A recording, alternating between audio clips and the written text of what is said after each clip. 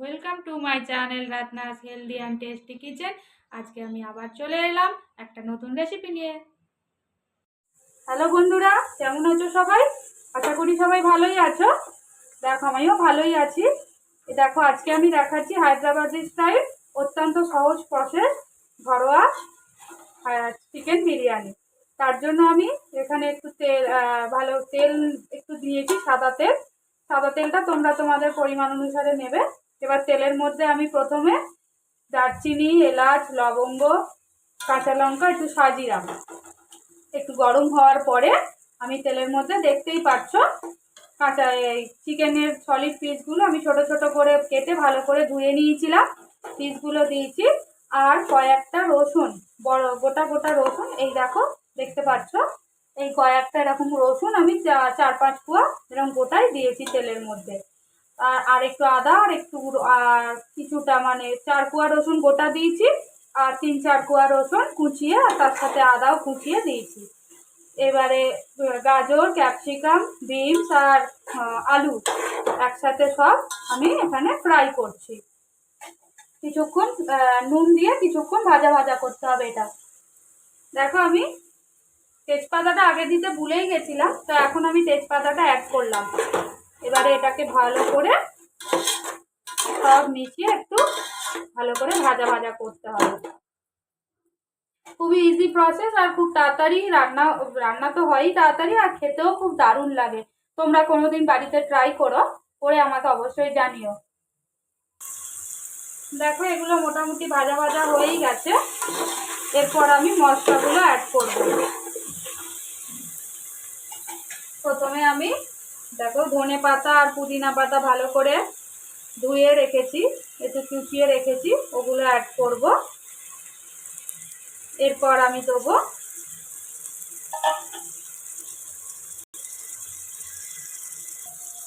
বিরিয়ানি মশলা।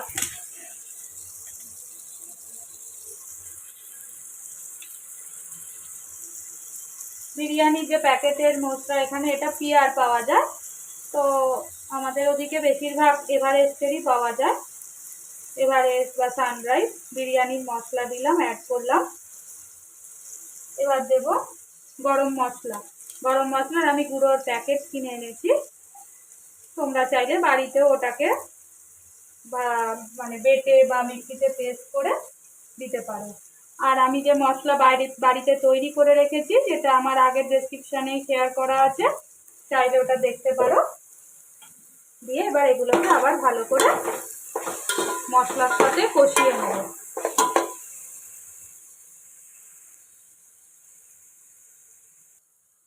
জানি না দেখতে পেলে কিনা, একটুখানি ভিডিওটার প্রবলেম হলো। যাই হোক, ওই বিরিয়ানির মশলা দিলাম, গরম মশলা দিলাম, আমি সব প্যাকেটই কিনে এনেছিলাম। আর আমি যে ঘরে মশলা তৈরি করে রেখেছিলাম ঘরোয়া, যেটা আমি আগের ডেসক্রিপশনে বললামই শেয়ার করা আছে, তো ওইগুলো সব একসাথে মিক্স করে এটাকে আবার একসাথে কষিয়ে নেব। দেখো তেল ছেড়ে গেছে, দেখতেই পাচ্ছ। এবারে আমি জল দেবো। আমি দেরাদুন রাইসটা আমি 6 কাপের মতো নিয়েছি, আমি ভালো করে ধুয়ে ওটাকে ভিজিয়েই রেখেছি। আমি জল দেবো। এবারে দেখো পরিমাণটা, আমি 6 কাপ মতো নিয়েছি বলে এই কাপে ডবল জল দেবো। তো আমি এখানে 12 কাপ জল দেবো।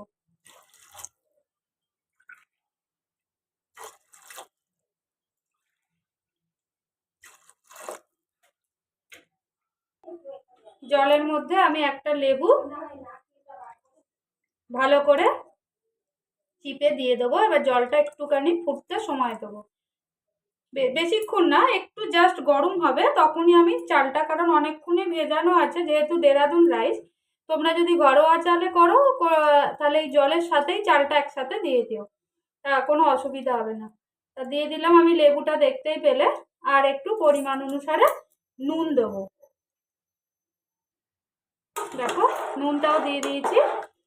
এবারে এটাকে একটু ভালো করে নাড়াচাড়া করে একটু ঢাকা দেবো কিছুক্ষণের জন্য, একটু জলটা গরম হওয়ার জন্য। দেখো তেল যা দে ওইটুকুনি তেলেই হয়ে যায়, বেশি তেল এতে লাগে না। আর কারণ খুব বেশি তেলে রান্না হয় না, তোমরা দেখতেই পেয়েছিলে আমি ভাজছিলাম যখনই দিয়েছি তখনই ভিডিওটা স্টার্ট করেছি। খুব যে একটা তেল তা না, তাতেই দেখো যেহেতু মাংসের তেলটা বেরোয়, তার মশলা সব কিছু একসাথে মিশিয়ে তেলটা ভালোই বেরিয়েছে। এবারে আমি চালটা, যে দেরাদুন রাইসটা ভালো করে অনেকক্ষণ ভিজিয়ে রেখেছিলাম, আধ ঘন্টা আগে, সেটা এবার দিয়ে দিলাম। আর নুনটা আমি পরিমাণ অনুসারে আগেই দিয়েছি, তোমাদের ওটা আমি দেখাইনি। নুনটা তোমরা তোমাদের পরিমাণ অনুসারে দিয়ে দেবে। এবারে এটা দিয়ে আমি ঢাকা দিয়ে একবার একটু নাড়াচাড়া করে ঢাকা দিয়ে সিম আঁচে কিছুক্ষণ হতে দেবো।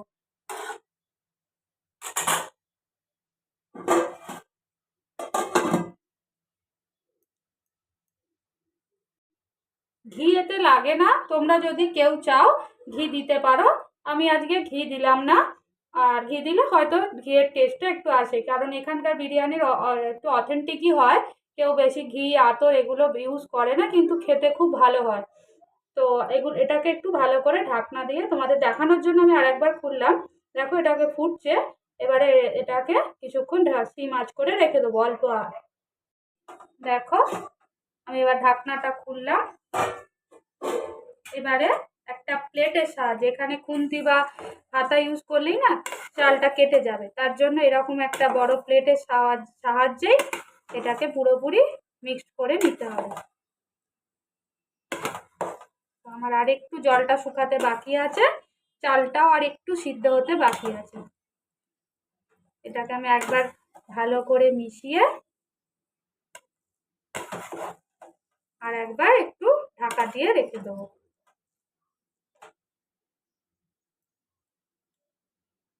দেখো মোটামুটি হয়ে এসছে। ওপর দিয়ে একটু জাস্ট অল্প বিরিয়ানির মশলা একটু ছিল, আমি একটু ছড়িয়ে দিলাম।